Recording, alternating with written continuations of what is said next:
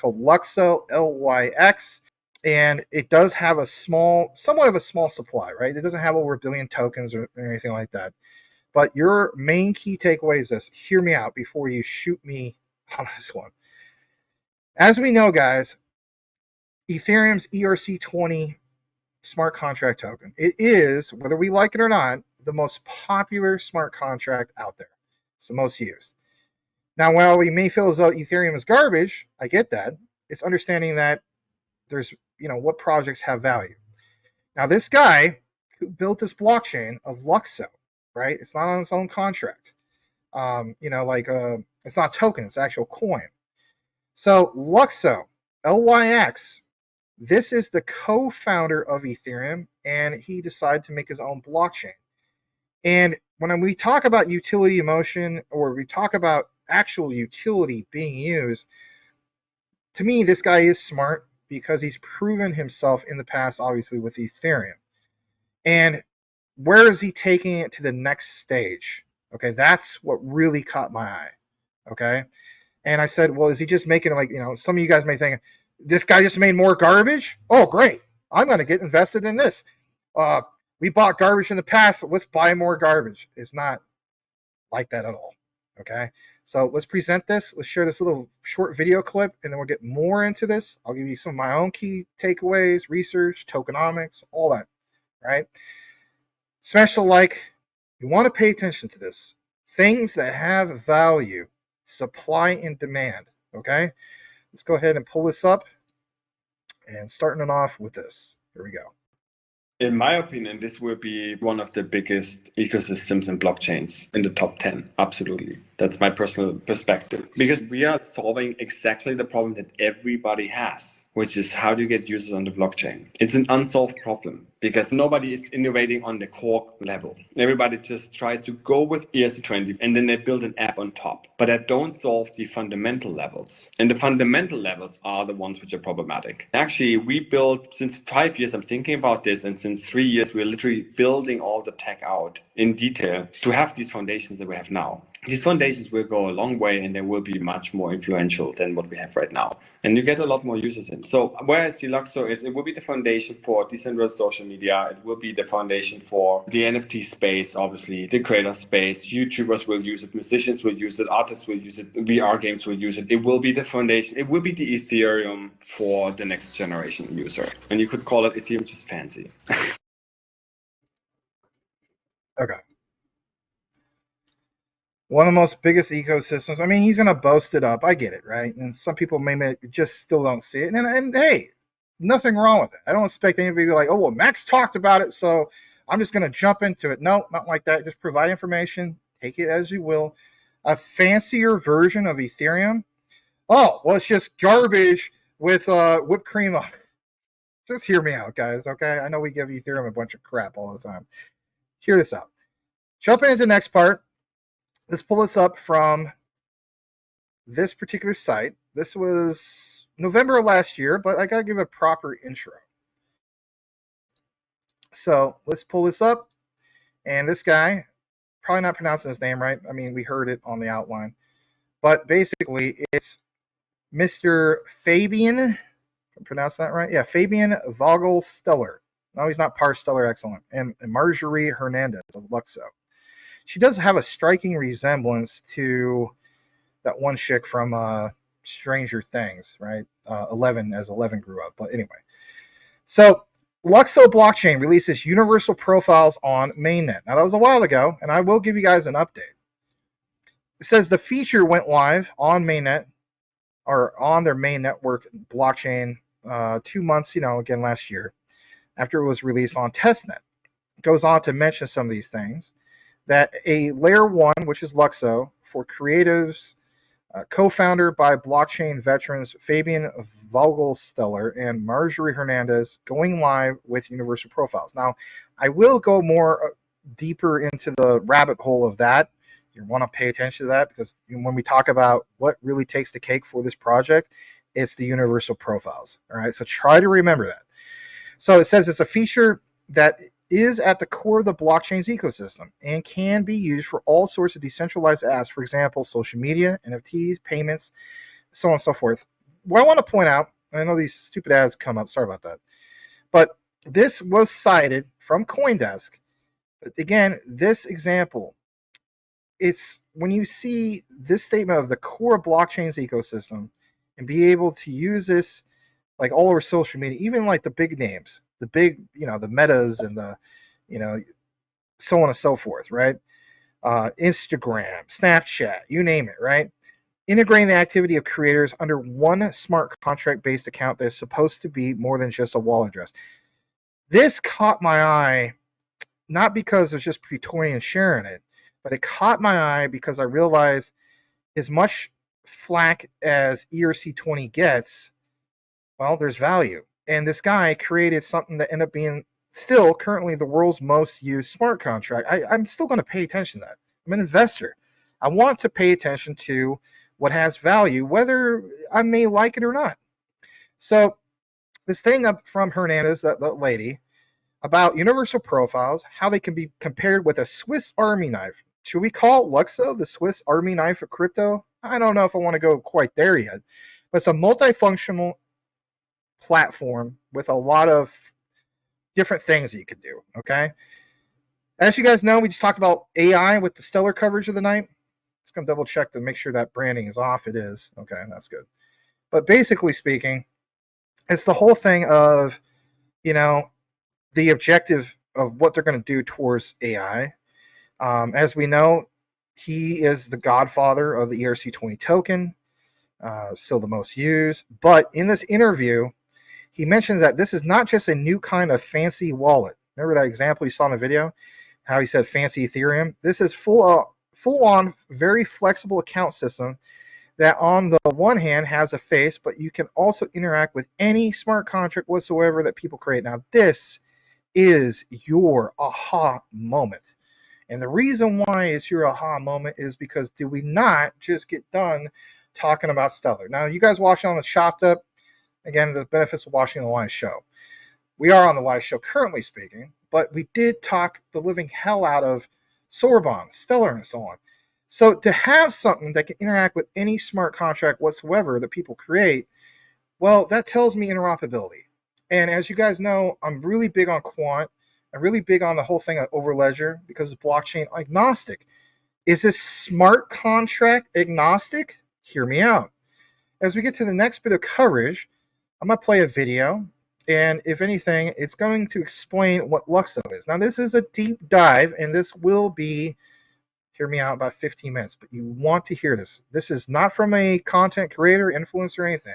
This is straight from Luxo. And most importantly, this is from the gentleman that you heard earlier, who is basically this guy right here, the one and only Fabian Vogelsteller, former co-founder of Ethereum. Now, some of you guys will say, well, I thought that was, doctor, I always call him doctor, but he's not doctor. I thought that was Charles Hoskinson. Well, there's another player, okay? So these guys know a thing. Let's hear this. Let's play this. Share this tab. Luxo, explain it in 15 minutes. How long ago was this published? April 2nd. So it came from last month. Pretty new. I would share it with you guys. Big up to our brother Praetorian. I'm telling you flat out, when we say that we're a community of blockchain, DLT research enthusiasts, we are. Join the community. Some of you guys watch this program, you're not subscribed. I don't understand why that's the case. Please, give me a follow on X, give me a follow on YouTube, where the case be. But if I still need to earn your subscription, okay, I get it. I do thank you for tuning in. Let's go ahead and play this. Again, Praetorian. Thank Praetorian. You see in the comments. This is a solid project. Yes, I'm personally invested into it. Let's go ahead and play this full screen layout. And yeah, Fabian explaining the core pieces of Luxo, right? Bringing fully standardized smart contract account solution and token standards on a whole new ETH2-like layer one. Layer one, right? No third parties here, guys. This is a whole other blockchain. All right, here we go. Yeah, let me first explain a little bit about what Luxo is itself. And I'm trying to not be too technical, but at the same time, we're talking about technology, so I guess it's unavoidable. So Luxo itself is basically a layer 1, or it's a blockchain like Ethereum. So that means it's its own network. It uses a proof of stake consensus algorithm. It's pretty much on a network level the same like Ethereum, except that it's younger. It has been started like last year in May. And the innovation here is actually on the way how you build on this network and the building blocks that you use or that people and developers use to build apps. When it comes to programmable blockchains like Ethereum or Luxo, where you can install smart contracts, you basically have the ability to create all kinds of little programs that run on this blockchain. And in order that different kind of websites, interfaces, or applications know how to speak to those programs and to those protocols, we need to agree on standards. We need to define how does these smart contracts look like and how you talk to them. And that kind of led to, a wave of standardization. In fact, the first standard that was created in 2015 is called ERC20. Probably many of you have heard about that. And ERC20 is kind of a standard for a token. So this means that the token could be a token for whatever. Could be money, could be a membership, could be a reputation. But the smart contract that represents a token has certain functions, and those functions are defined in the standard. That was also the first smart contract standard that led to everything that we saw after ICOs and DeFi and all of these things. So that's a standard that I proposed together with Vitalik in 2015, and this led to this wave of standardization. In Luxo, when we started a network, or actually one of the reasons also why to start a new network is to introduce a new set of core standards that people use to build decentralized applications. And this new set of standards, they are very hard to bring to an existing ecosystem like Ethereum, because there you already have everybody using ERC20. Everybody is using already accounts the way we are used to, using MetaMask and public and private keys.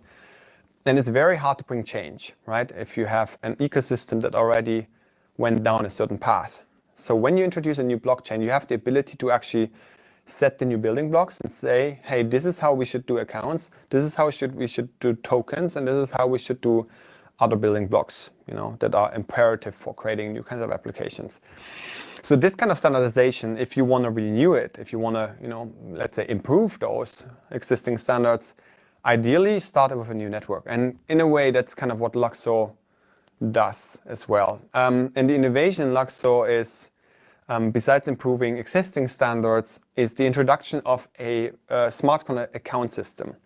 And the smart contract account system is basically a way to interact with blockchain that gives you more abilities and more flexibility than your normal public-private key account gives. To give a little example, if you want to use blockchain today, you need to understand what a wallet is. You need to install a wallet on your phone or your computer. You need to write down a seed phrase, which is the password that creates your private key. You need to make sure you have this backed up. And then if you want to interact with a blockchain, you most likely need to go to an exchange, get the token of the blockchain that you want to interact with. That can be a very lengthy process from signing up, doing a KYC, transferring money, and so on. There are on-ramp tools that make it a bit faster, but it's definitely a lot of barriers that you need to go through in order to actually interact with blockchain applications. So that's a user journey that obviously will never lead to mass adoption, because it's too complicated and it's too many steps. And in fact, that's the reason why, even though blockchain has been hitting very high values with trillions of dollars in market caps, haven't really led to the fact that we have mass adoption.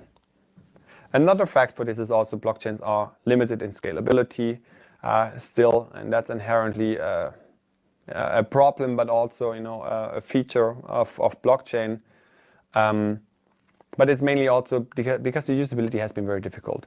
Smart contract accounts basically help to solve that, because you are basically abstracting away your blockchain account from your public and private key to a smart contract, a little program. And that program can now have any kind of functionality and still does the same thing like any kind of public-private key. So you have an address. This address is not just backed by a private key, but it's backed by code. And it can do the same thing, holding assets, interacting with other smart contract tokens, for example, or DAOs, or protocols of any sorts. But at the same time, it can be managed more complex. So now you can create a user experience that's more like Web 2 and even better than Web 2. And it's also, allows you to recover your accounts in different ways, so you don't need to write down the seed phrase and hope this is the only way you can ever get back to your account. So that's what smart contract accounts promise to solve.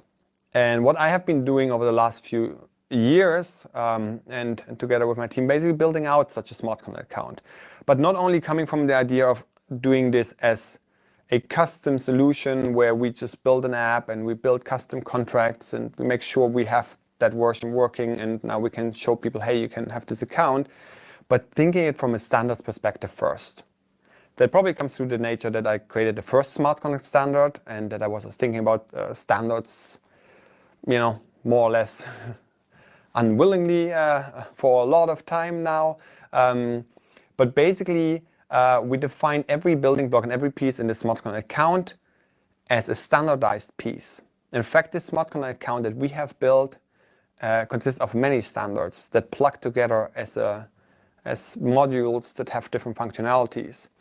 And on top of this, we also standardize tokens, NFTs, and also make sure that they all work together. And that's the beauty, because we have a new network. Now people do it the new way. They're using these new accounts and then using these new standards for whatever they are building. That now allows for a better user experience. We call that actually universal profiles. I would describe them as a public blockchain profile or a public internet profile that is completely self-sovereign, fully controlled by you if you want so. But at the same time, it can do anything a blockchain account can do, but you could also technically use it to sign into websites, and you could build all kinds of other systems on top of this, like, for example, private messaging or some kind of data storage with selective revealing of data and other things. So it's a very versatile system. The challenge to build such a system lies in the fact that you need to make it defined enough, but also flexible enough, because you don't want to create a system that's specifically only for one use case and works for a certain set of applications and developers and users, but it should work for almost anything, right? And we don't know what the future brings, so we don't know what people want to build in a year or 2 or 5. So you need to build a system very generic. And that's kind of like where it's challenging and where it's also where it's quite interesting to get that kind of middle ground right. And I believe we have achieved that. And there's a lot of years who went into thinking this through and building it out and testing it. When you have such smart contract accounts, you're able now to build things that can actually change society as we know it and at large, because now we have a digital identity, and I don't like the term identity because on a blockchain, identity is inherently public. But it allows for a digital identity that's fully self-sovereign, and it can interact with any kind of machines or systems, and can verify itself because it uses cryptography and public key and signing, and it can interact with the blockchain it lives on itself. So that means you can interact with the protocols and assets that sit on the blockchain, which then allows for systems where communities and technically even governments and organizations and all kind of ways of participation can happen that involve actually value transactions, that involve voting, that involve governance, and that involve interactions of communities across borders, and even interactions between people that don't know each other across borders. And that's obviously what blockchain brings to the table. But if you add this account system, You now allow for this to be usable by normal people over time, but you also allow for this to have the account to it. And what that means is that you can create over time your reputation on your profile. So if you have today a blockchain account, then this is an address with a private key. That's not an account you're going to use for a long time, because you would need to make sure that this private key stays safe forever, right? So imagine you're an artist and you want to create a reputation around your address and your account, and you want to issue all of your assets from this account. You need to make sure that that private key is safe for the next like 5-10 years. But you also have to use it every single time you're doing something. Or you might be able to, you might be losing it, and you can't recover it. So it's problematic if you want to have a long-living and a long-lasting account system that you want to build reputation on. And that's exactly where Universal Profiles and the Smart Connect account system helps, because if you can manage it properly, if you have the ability to manage it from different devices with different levels of permissions, with recovery, even the ability to have multiple people collaborating on the same account, or the account itself or the profile itself being a DAO, having a governance behind, or even being a corporate account that has different levels of permission with departments and all of this, then people start to actually use those accounts on a long-lasting basis. And now you get things like reputation. Now you get things like recognition, because you will see, okay, if it's this address with this unique name, I can now check on chain all the things he has done since the inception when the account was created.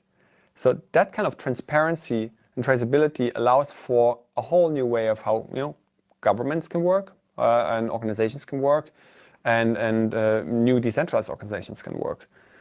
And I think that's really the fascinating aspect of this technology. And these ideas were there all the time, and they were there since a long time. But what didn't really happen is make that usable and make that humanly manageable.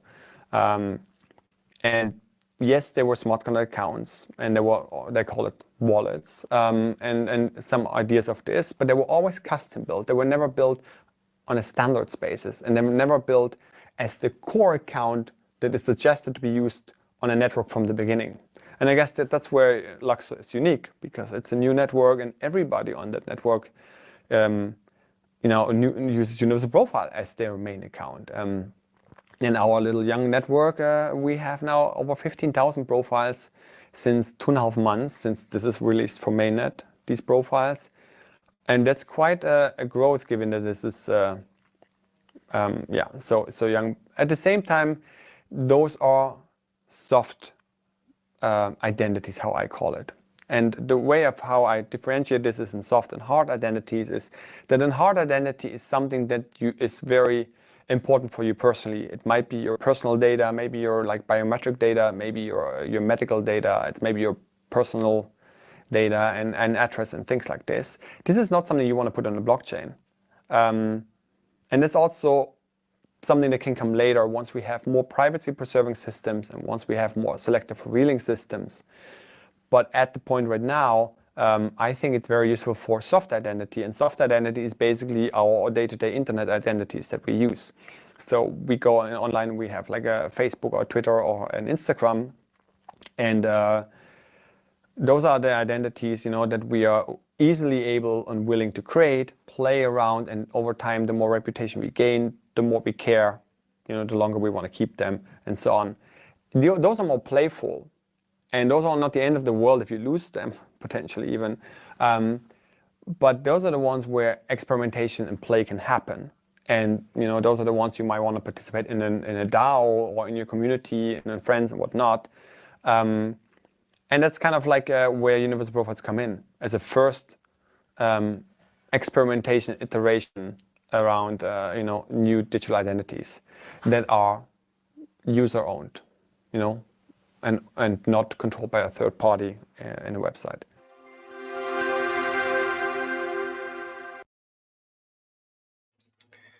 All right, interesting to hear that, right? Let's get into the next part of the coverage. Let's bring you on over to some of my notes, actually. I know I don't have a custom thing for Lukso in the future. hopefully. So some notes that Praetorium gave me that I thought I'd share with you guys, right? So as we know, Fabian Vogelsteller did, in fact, whether you want to agree with it or not, do a lot for blockchain and the technology. For one, as we noted before, he helped create Ethereum, but most importantly, created the most popular smart contract out there, the ERC20 token. So, you know, ERC20 was possible, even led into things like Tether. Some of us are not big fans of that, but worth pointing out. In regards to Luxo, layer 1. So, you know, he created Luxo, this blockchain. As we mentioned, you know, this is not a token, it's its own blockchain. So, therefore, Luxo is a coin. But, you know, it's powerful NFTs. Taking NFTs even to social media to get towards mass adoption and so on. When we talked about the whole thing of being, you know, like quant, blockchain agnostic, what about blockchain, or I should say smart contract agnostic? That sounds crazy. But the whole point is, even though he did this thing with Ethereum and ERC20 and nobody likes those high gas fees, with Luxo being able to take it where it'll be low in gas fees and so on, but still using the utility of, for example, gas. Very similar code in regards to Ethereum, but it's that universal profile ID to help social media, Facebook, so on and so forth. People point out, well, that's more like Aptos. You know, Facebook, Meta has gone with that and so on. But you got to keep in mind, I mean, other things being built or shared on these social media platforms. What about the whole thing of like other big companies, partnerships and so on? Look it up for yourself if you choose to do so. I won't necessarily get into all this, but, you know, big brand names like Chanel, like Crocodile Dundee back in the day, Chanel No. 5, right? Anyway, Adidas, so on and so forth. I like when he mentions standards. You know, if I cover quant all the time, which I do, you know, Gilbert Verdi is really big on standards. You know, like I said before, you know, this is why we put so much emphasis on ISO. Well, even this guy, he mentions the whole thing of bringing more standards, codes to the space, make things, you know, flow more smoothly. I will agree he's definitely a brilliant coder. We can't get into everything, but, you know, when we talk about, let's face it, some of the things you guys want to talk about, not financial advice, but, you know, some of you guys looking at it from the perspective as far as price, we'll get more into that. But, you know, you got to keep in mind this kind of project at $10 billion market cap, give or take, because, you know, the market's fluctuated. It's so cheap that's funny that when you look at like from the bigger perspective. So, you know, 100x, 1000x, and so on. Well, let's not get too crazy, but even Praetorian, right? You're not giving financial advice, but he feels as though that this is more than easy next bull run, and that would put this as some really interesting price targets. So stick around for that. We'll get more into about the whole supply, give you more information in regards to some other things. I didn't get the whole thing about the two whales, but apparently some whales are definitely investing into Luxo.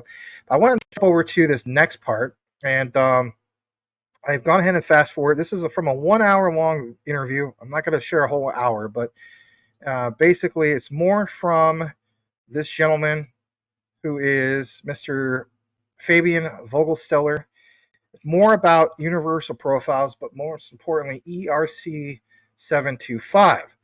So you're going to see here something that definitely caught my eye. We're going to play just maybe 5 minutes of this particular segment, and I'm going to give you some notes, and we're going to get into more of the nitty gritty about Luxo. So if Luxo is so far your thing, you're interested, smash the like, hear me out. Let's go ahead and play this. And here we go.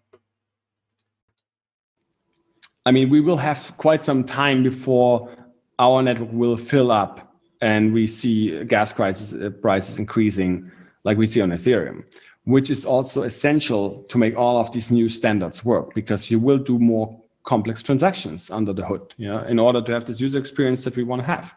That means it's a bit more gas expensive, but because the gas price is cheaper, everything is far cheaper. So it's in there. And there's also ways of how we hide these transaction fees from users. And that's another reason why a new network is essential, because you could never do that on Ethereum. If you want to prepay your users, you have to first collect 50 million dollar just to pay your users transaction fees, and then you can get started with your app. That's very different here, because we can run transaction relay services that allow to make free transactions for users, let's say up to 100 for each user, because it's possible, right? The fees are far lower in the network in the first few years.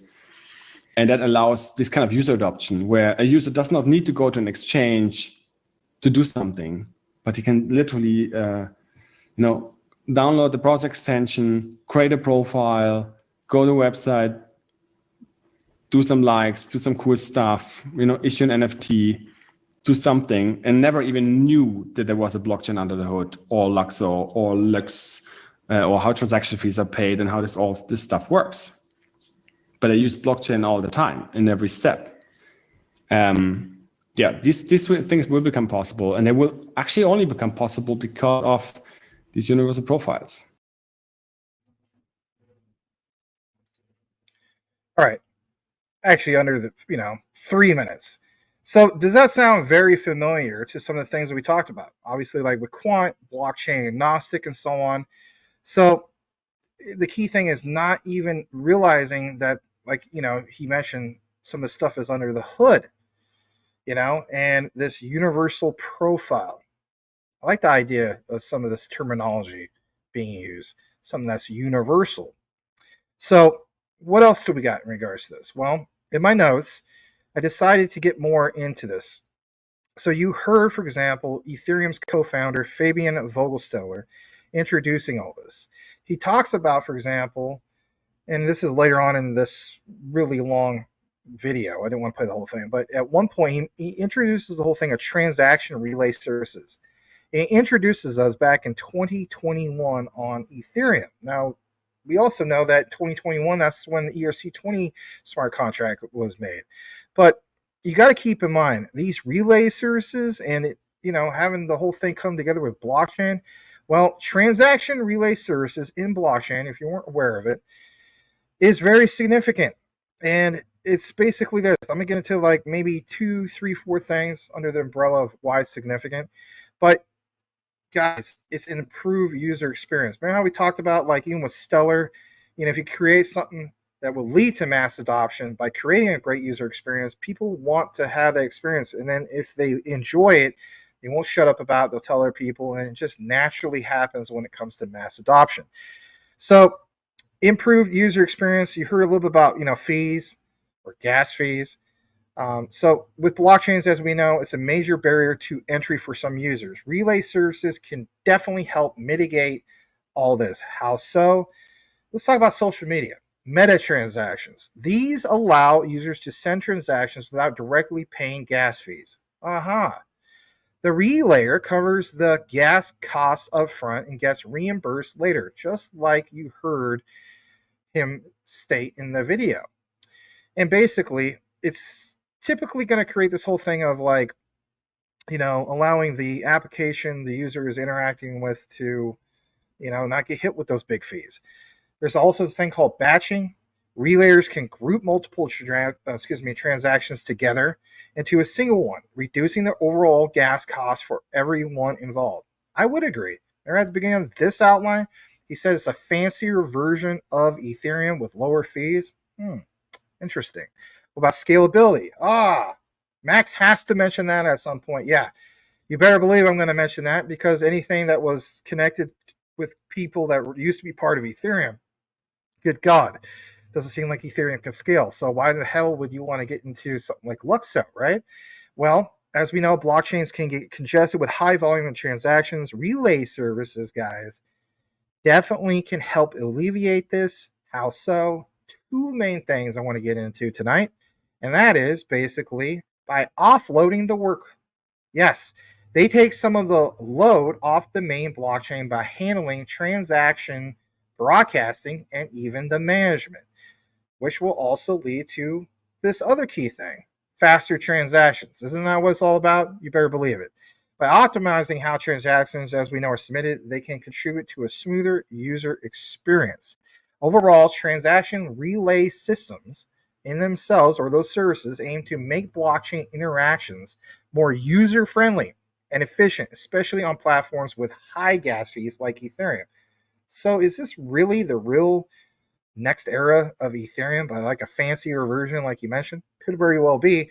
And for all the people who are saying, like, I don't want to get involved with this, if it has anything that sounds like Ethereum, and again, understanding value.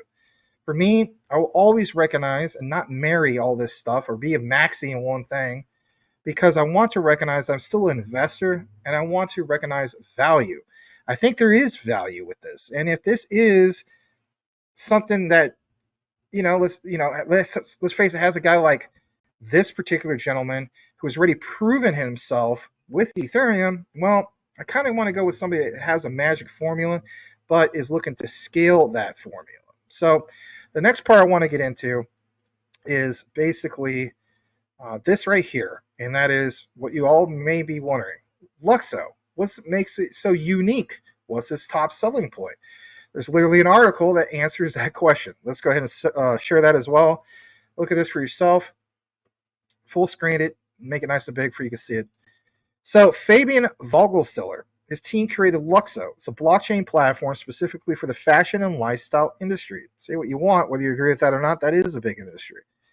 So they saw an opportunity to use blockchain tech to help solve some of the challenges facing the industry, such as issues around supply chain transparency, counterfeiting, and even provenance.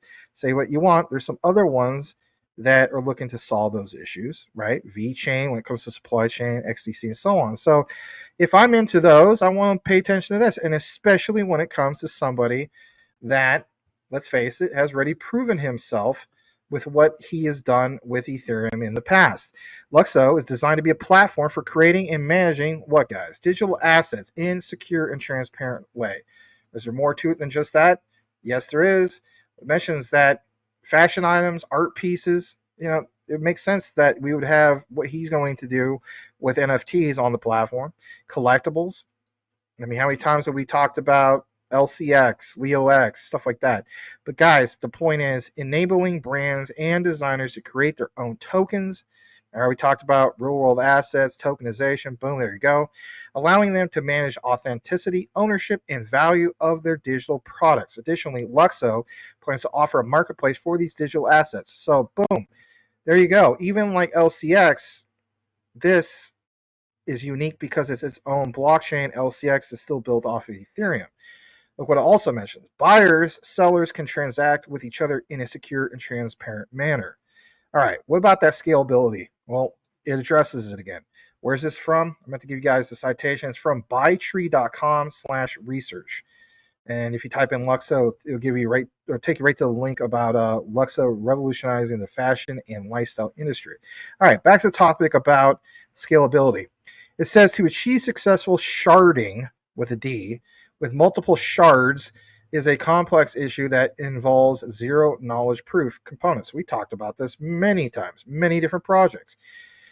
As we know, they're either not fully developed, not performant enough to be practical given these challenges. The Casper +1 shard in Ethereum solution will be used as the optimal path forward, providing sufficient scalability and decentralization support the growth and evolution of Luxo mainnet over the course of many years. That's cool. Very, very cool, right? So what I want to do now is, you know how you mentioned the whole thing of Casper FFG? Well, let's take you over to this as well. So here's this particular one.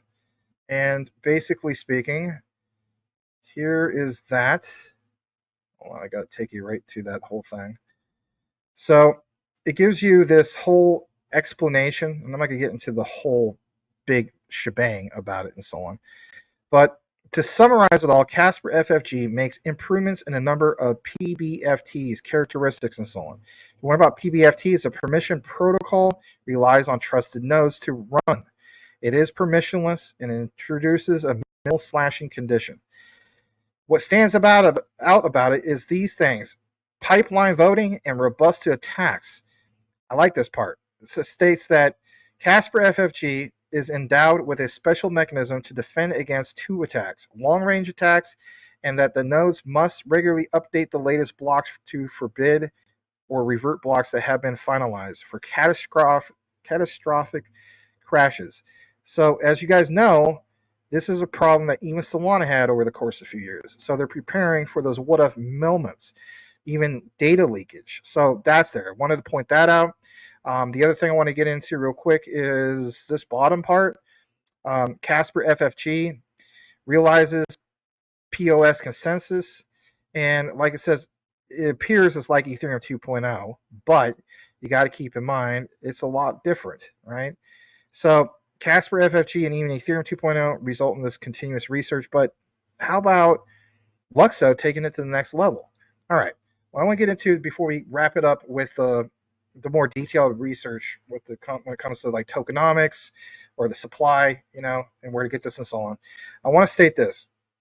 So Casper FFG for Luxo, we just talked about just briefly. Let's get into it for just a moment. I know this is kind of a super deep dive, but you got to keep in mind it's the significance, scalability, guys. 3 key things I want to get into regards to Casper FFG and of course for Luxo. I don't want to just overlook this. So scalability, Casper FFG with its sharding approach allows Luxo to potentially achieve much higher transaction throughput compared to traditional proof of work blockchains like BTC, or even old school Ethereum, now referred to as Ethereum Classic. This scalability is crucial for Luxo's goal of becoming a platform for mainstream adoption, but more focused on fashion and those type of things, right? Social media. Say what you want, social media does lead to mass adoption. It really is. What about security? Casper FFG is a proof of stake system. It generally is considered more secure and energy efficient compared to proof of work. This translates to a more robust, sustainable foundation, of course, for the Luxo network. That's a win. What about faster finality? You know how we're always talking about like real-time gross settlements? What about actually getting to finality? Great question. I'll be bringing that up as well. So there's this thing called LMD Ghost. I won't get to the nitty-gritty about that, but keep in mind it's a fork choice rule used by Casper FFG. It helps, in layman's terms, basically, to pull it out of Greek, right? It helps ensure quicker block finality. This means transactions, guys, on the Luxo network are settled faster, improving course user experience. Awesome. So they are dealing with scalability. Yeah, you're going to be on social media. That's a big platform where not just millions, but billions of users worldwide use that. Can't have issues with anything throttling. I have to have the same user experience as anybody else, right? What does it mean for Luxo moving forward? Well, basically speaking, it's this. 2 main things I want to get into before we wrap up this segment. It's the potential for higher performance. I mean, if we're getting away from Ethereum, yeah, I want to hear about higher performance, do we not? With Casper FFG, Luxo has potential to handle a significantly larger number of transactions per second, TPS, compared to existing blockchain platforms. It could position Luxo as a more attractive option for developers building dApps requiring high transaction volume. So if we're going from old school utility in motion of garbage ERC20, all right, and how slow that is, to making a fancier version, as you would say, of Ethereum, but it has its own blockchain, so you don't really have that connection really to old school Ethereum. But he took what he learned in regards to mass adoption. Say what you want, even to this day, ERC20 still the most popular one. And you're going to create something that's going to evolve from that. What kind of value does that have? I'm going to bet on something like that. I want to learn more about something like that. So I want you guys to keep in mind, increased network stability. Let's talk about this for a brief moment. The security and finality between the benefits of Casper FFG can contribute to a more stable and reliable Luxo network. How so? It's going to foster users' confidence and wider adoption of just that, guys. The native coin, not token, coin, the LYX token. While Casper FFG offers advantages, as we know, it's important to stay updated with this. I'll give you guys more of a detailed outlook, but it's understanding these mechanisms, such as like the sharding with Luxo. And that's with a D, guys, not the other way around, right? Don't want to talk about that gross stuff. All right. What I'm going to do now is I'm going to take you to CoinMarketCap. Let's pull up Luxo real quick. And basically, here it is. And, I came in roughly around this price. So, yes, it's down about 46% all time. But the point is, as you can see, the circulating supply does show that we are at basically speaking, 30,535,907. Total supply 42,115,182. You do have a confirmed market cap of 106 million.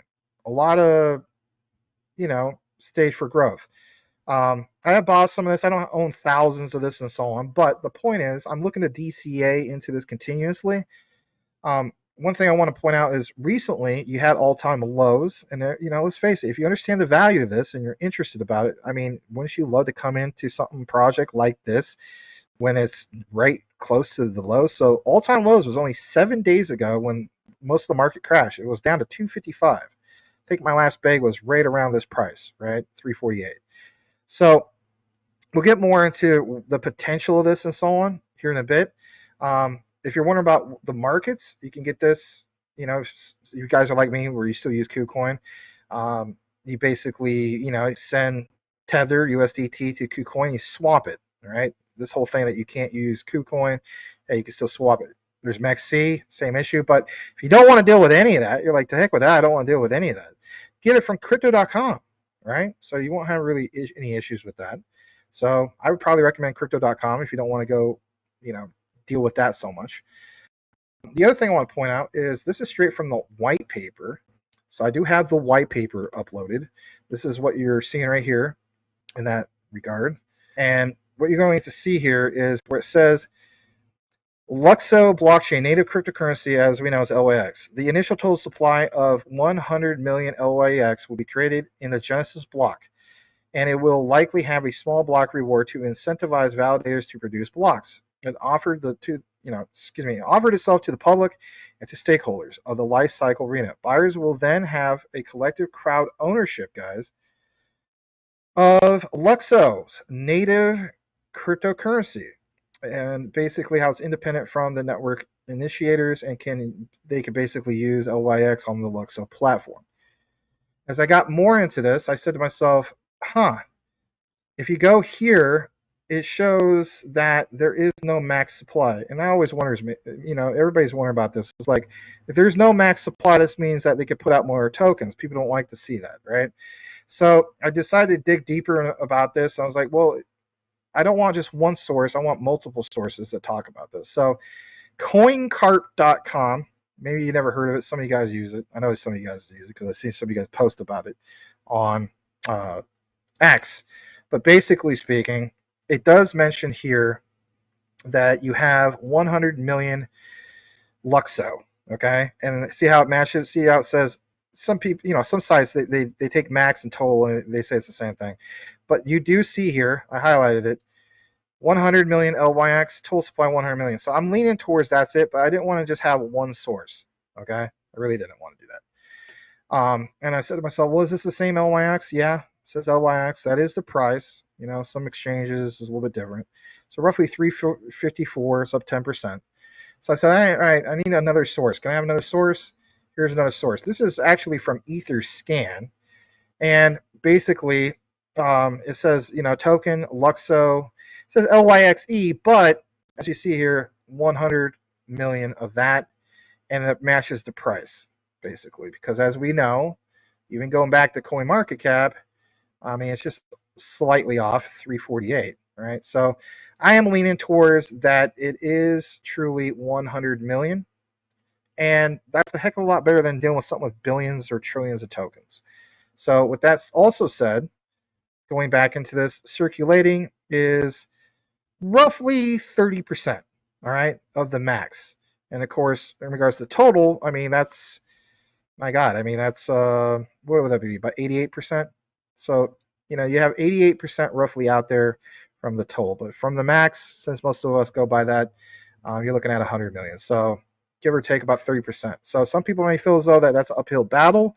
I don't necessarily think it is, but it's a different opinion. Again, if you want to research more from that perspective, if that's like a negative factor, hey, I realize that. Look more into that.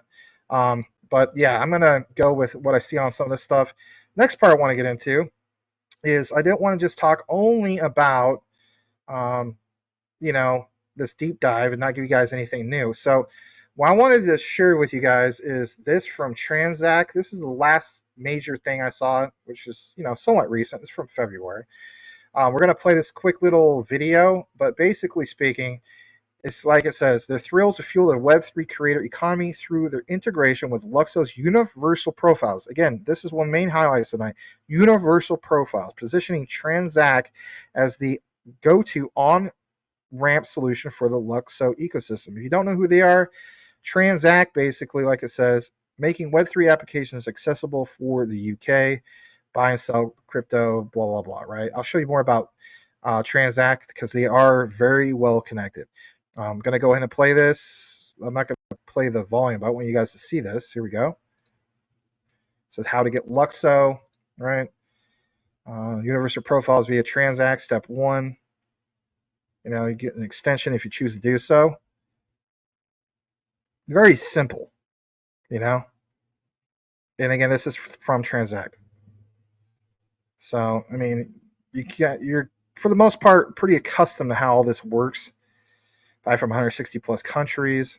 You like seeing that already.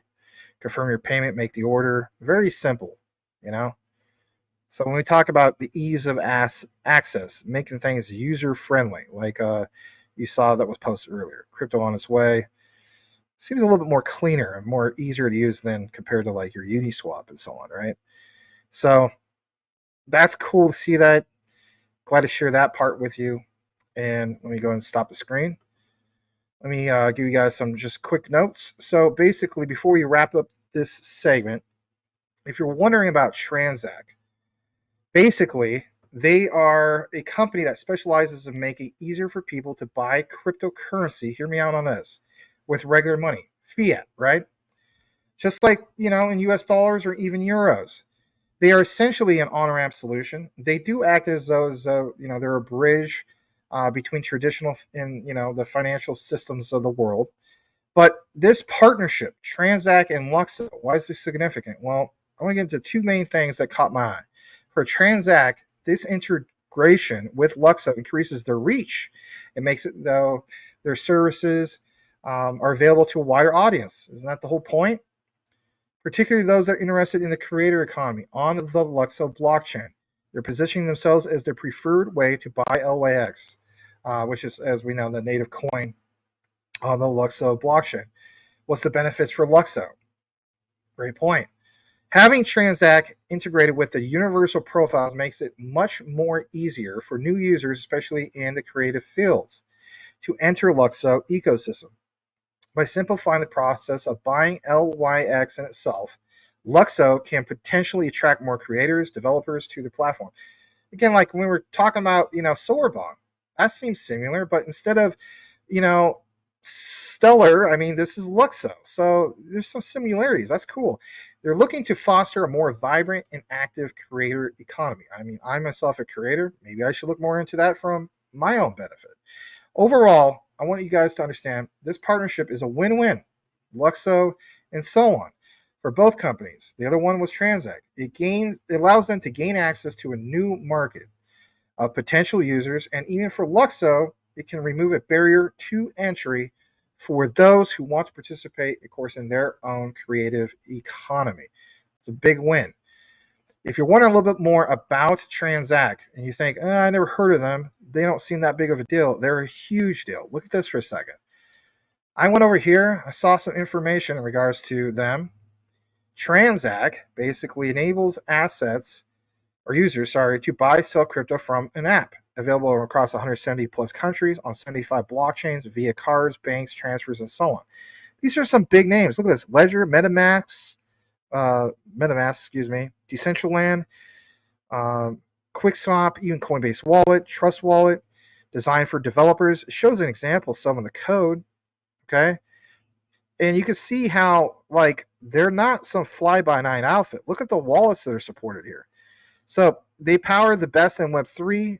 They onboard users from, like I mentioned earlier, fiat to crypto on 100 or 350 plus apps. And here's some of those wallets again: MetaMask, Ledger. I still use my Ledger for some things. I use my Decent wallet for most things. Again, if you're interested in a discount Decent wallet, it's in the description. There's Trust Wallet. All these things are very familiar. Gaming, NFTs, that makes sense. And look what they built. Sourcing liquidity from 10 plus exchanges, global payment methods. So this is a big connector for them. And you even have some of these big names, Visa, MasterCard, Apple Pay. So when we talk about mass adoption, I think it's there. And look at this. Look at all the networks. All the big players, right? I don't have to name them. You see them. So people are vouching for them.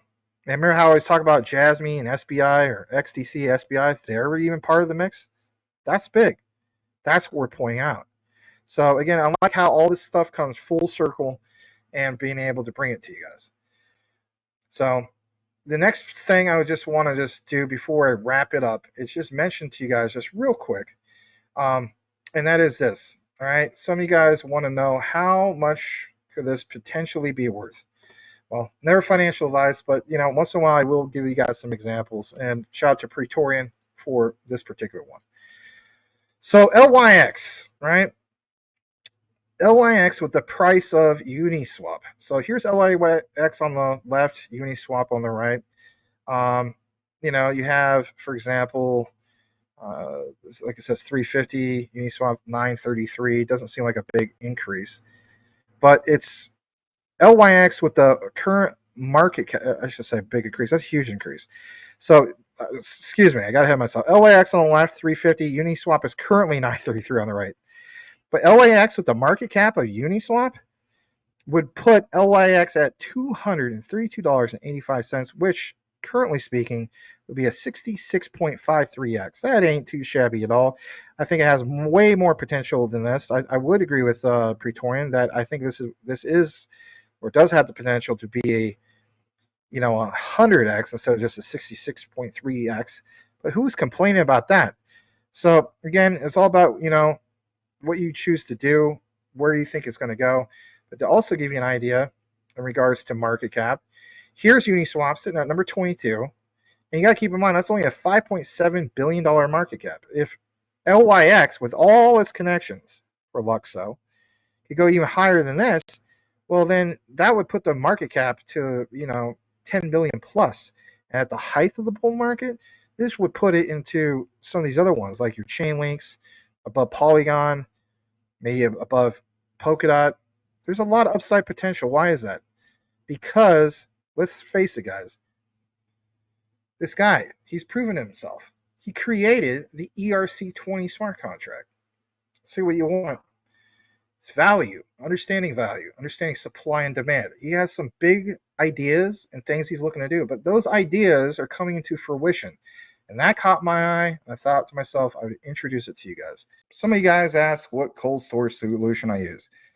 I use this, and it is the Decent wallet. All right. I also, of course, have a ledger like this. All right.